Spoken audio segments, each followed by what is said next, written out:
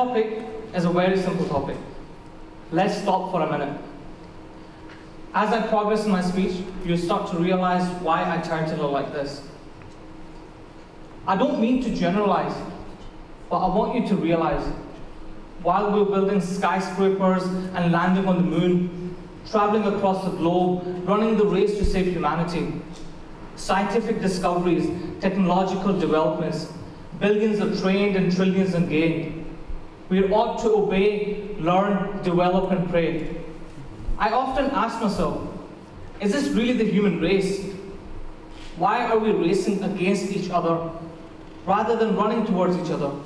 Why are we so separated, divided, and afraid? The picture behind me symbolizes the comfort zone that we are afraid to exit. So, now let me take you through a quick journey. Recently, I visited the African continent, which was an eye-opening experience. We drove 8 hours from the capital of Chad through land where no human life could be seen until we reached our first village. And as soon as we arrived, it amazed me the kids saw us and they started to run. And one of the most memorable moments for me was when one of the kids saw me, he started to bury himself in sand out of fear. The reason we went to Africa was because in Chad, there had been a huge water crisis. So me and a friend of mine decided we're going to go across, help the people of this country. And before leaving the United Kingdom, we had no idea how severe this issue was. So after we raised some funds, we went across. And then upon arriving at the first village, we engaged with the people of the village, the community, the elders, the kids. And the kids were telling us every single day from 6 a.m. till 6 p.m. for 12 hours a day, they would make 4 to 5 different trips across the desert to get water for their family's survival. For 12 hours a day, in the unbearable heat, barefoot across the desert, they were looking for water for their family's survival. The picture that I've just put up now is some of the kids that we met who were doing these constant trips every day, and majority of them were under the age of 10. Another picture that was captured during my journey, and it's my favorite picture, it's one of the most powerful pictures that was captured, is the picture an African baby had met a non-African for the first time. As soon as I picked the kid up, it looked at me and it started crying. It was trying to escape from my arms, it was kicking me and everything. And I got worried thinking I had done something wrong. But then the elders explained to me and they told me that this is the first time he had seen someone that did not look like him, that was different to him. It was something new to him, he was scared of it. The idea of it scared him. And the thing that inspired me the most is when we started to engage with the elders and we told them about the water project we came to do. They were in tears, they were mesmerized by the fact that they could actually access water at their doorsteps now, in their village, from a water pump. And they felt like this was a huge advancement in technology. And it made me think back to our world. We've advanced so much that we've landed at the moon, and yet there are people on this planet, on the other side of this world, that think that a water pump is a huge development in technology. So, before I go further into my talk, I want to throw some questions in for you guys to think about. What does it mean to be human? Or what does humanity mean to us? The word human or humanity comes from the Latin of humanitas, which was first used by the writer Cicero. It came into the English language in the 14th century, and it was used to describe people that were civilized. And more importantly, it was used to describe people that practiced concepts like hospitality and justice. But after thinking about it for a while, my personal answer was that a person who lives, thinks, and does things for others is what a human is. So I decided to then carry out a public survey to see what people thought of what a human was. And I went into my social media, made a post, what does it mean to be human? We got a lot of great answers, from which I chose the top 3 to show to you guys today. The first one, to exhibit morality in our actions. Another one, which was in a lot more detail, which read, to think wisely but act foolishly, to see perfection in imperfection, to draw unity from division, but most importantly, to be human is to act with humanity. But my personal favorite was, are we humans or are we dancers? Well, we can find out at the after party. So now let's get back to the story, right? Here I am, sitting in Africa, amongst people that had never even heard of a place called Scotland, right? And I started to engage with the kids, and then the question popped. Okay, now we build this well. I asked the kids, what will you now do with the 12 hours a day that you have free? You no longer have to make these trips. And majority of them were speechless. They did not know what to tell me, because they had never thought about this. And after thinking about it for a while, they came back and said, I want to play football, I want to study, so on and so on. And these are life goals, ambitions, dreams that we all have as well. But we've all been able to achieve them, or we're working towards them, because everything is readily available to us. But what about the life goals and ambitions of people that have nothing available? Their life started and ended in that desert.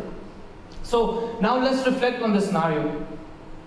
Imagine you were living in such an environment where the most advanced technology to your village was a water pump that simply extracted water from out. And then you were brought to this thick building at the University of Strathclyde with all of this magnificent technology around you. How would you feel? Wouldn't you feel worthless, disappointed, thinking there's a world out there that's centuries ahead, and they forgot about you? They forgot that you even exist, that you also have life, dreams, and goals and aims. And we may think this is just an issue in Africa or in developing countries, but it's actually an issue even here in Scotland. Recently, I visited Dundee, and I captured one of the most powerful pictures during this period. And I was going past a construction site, which was worth millions of pounds, and it said, your waterfront, your future. Amazing project. But right next to that same signboard was a homeless man sleeping, who had no roof over his head and no food in his plate. How do we justify development in such a large scale, yet we can't even help those that can't help themselves? Love, knowledge, and goodness is something every human is born with. No child is ever born to separate himself from loving others, gaining knowledge, or spreading goodness. It is part of the human nature to exhibit these things. We learn that we create the world we live in, and the type of world we live in makes us the kind of people we are. So what kind of people are we exactly? A robotic life, a robotic mind. We eat, work, sleep, repeat. How did this happen to us? How did we leave our fellow human beings so far behind and become more like a machine or powerful machine? For most people, getting through your job, your education, your degree is a norm or a way of life. When will we ever stop for a minute? Think about what we're doing. Become human again. Be compassionate, be loving, be caring. Look out for those that can't look out for themselves. Live life the way you prefer it to be. Is this war, bloodshed, power, and ego games more important to us than solving things like world hunger? So let me throw in some facts for you. Did you know that the cost to wipe out world poverty is $30 billion a year? Sounds like a huge number, a lot of money.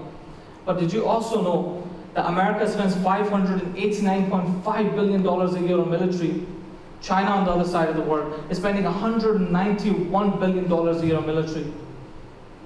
So how do we justify this, that war, bloodshed, ego, power games is more important to us than solving things like world hunger, looking out for people that can't look out for themselves? Is being human just a way for the strong ones to impose their way of life on the weaker ones? If, imagine, someone like Akon can help 600 million people get electricity, someone like myself and my friend who could help 15 to 20,000 people get access to clean water for life, then imagine the impact we would create if every single one of us took the initiative that we will change the world around us. We will make a difference to people around us.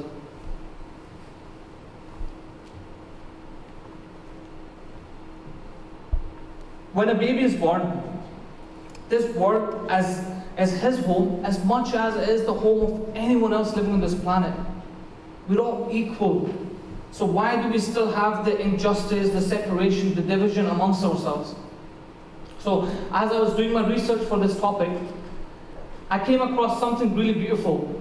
And it was an ayah from the Quran, which said, "O mankind, we created you from a single pair of male and female, and made you into nations and tribes, so that you may get to know each other, not that you may despise each other."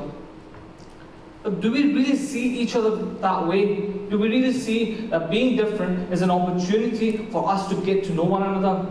Or do we think that the country we are born in, the language we speak, the culture we belong to, the faith we follow, the color for our skin makes us better than someone else? Why aren't we thinking that being different is good, because this is now an opportunity for us to get to know and engage with the fellow human beings? I know it's not all that simple, the world's a much more complicated place. But I strongly feel somewhere along the lines, we stopped being human. We became more of a machine or part of a machine. As the writer Cicero, when he came about with the word, he used it to describe people that were civilized, that practiced things like hospitality and justice. So we should be the ones now implementing these things in our societies and our communities, living up to the definition of a human or a human being.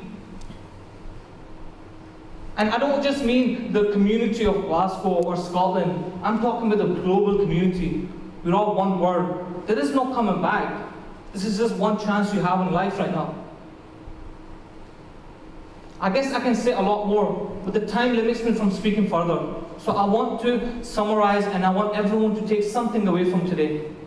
That in the hustle and bustle of your life, pause for a minute. Take a minute. Become human again. Be someone that's loving, caring, compassionate, someone that looks out for those that can't look out for themselves, someone that makes a difference to humanity, someone that makes a difference to people around them, someone that makes a difference to the society. Not just another face in the crowd, or not just another number in the book, not just another name on the list. Be someone that actually is a change maker. Someone that will be remembered as a legend even when you are buried deep down in your grave. Thank you all for listening, and I hope you all enjoyed the talk.